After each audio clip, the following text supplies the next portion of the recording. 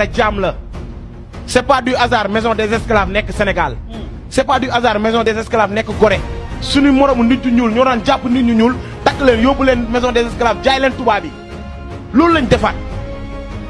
takk Ousmane Sonko si ay commandité yoo xam te ni tubaab yee ko def ñu tegal ko ay plan nëxasal ko xoolal tëj ko pour lan parce que dafa bëgg a dimbali Sénégal njaam yàgg na fii affaire de esclavage gis nga bis bu ñu nangoo ba lii jàll ñun ñëpp ay esclave la ñuy doon dañuy toog mel ni takk ñu ay chaîne fu ñu jëmale fa la ñuy jëm buñ nangu esclavage bi amoon mu ñëwaat te ñu ngi ci buntu esclavage parce que képp ku taxaw pour bañ injustice ñu takk la tëj la toroxal la te suñuy maam noonu lañ daan def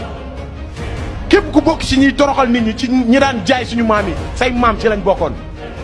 d'accord képp koo xam ne yaa ngi toroxal nit di ko tëjlu di ko indil ay problème sa maam ci ñi daan jàpp suñuy maam di leen takk di leen yóbbu Gorée ñu leen di jaay tubaab bi nga leen di ngay lekk alal jooju yow ci ñooñu nga bokk nga li affaire rek jàpp